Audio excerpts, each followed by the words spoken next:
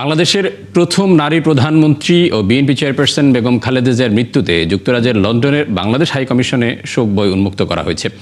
এছাড়া মালয়েশিয়ায় তার আত্মার শান্তি কামনায় দোয়া করা হয়। লন্ডনের কোর্ট অব সেন্ট জেমসে শোক বই উন্মুক্ত করেছে বাংলাদেশ হাইকমিশন। এতে লন্ডন ভিত্তিক বিভিন্ন দেশের রাষ্ট্রদূত ও হাইকমিশনারগণ শোক বইয়ে স্বাক্ষর করেন। এর মধ্যে ছিলেন থাইল্যান্ড, শ্রীলঙ্কা, সাইপ্রাস, মরিশাসের হাইকমিশনার। এই সময় তারা বেগম খালেদা জিয়ার প্রতি শ্রদ্ধা জানান।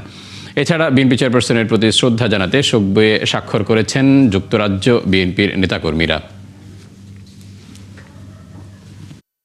বাংলাদেশ হাইকমিশন লন্ডনে একটি শোক বই উন্মুক্ত করেছে। এই শোক বইটি ফিজিক্যাল, অর্থাৎ এখানে এসে অনেকে স্বাক্ষর করতে পারবেন বা করেছেন।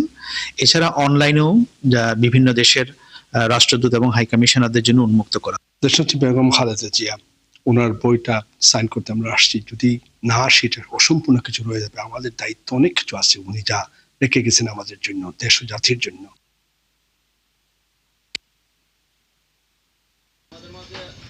সাবেক প্রধানমন্ত্রী ও বিএনপি চেয়ারপারসন বেগম খালেদা জিয়ার বিদেহী আত্মার মাগফিরাত কামনায় দোয়া ও আলোচনা সভা করেছে মালয়েশিয়া শাখা যুবদল।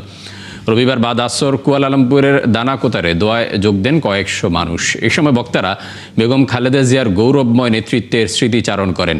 দোয়া মাহফিলে প্রবাসী বাংলাদেশিদের পাশাপাশি মালয়েশিয়ার স্থানীয় এতিমখানার প্রায় শতাধিক ছাত্রছাত্রীরা অংশ নেন।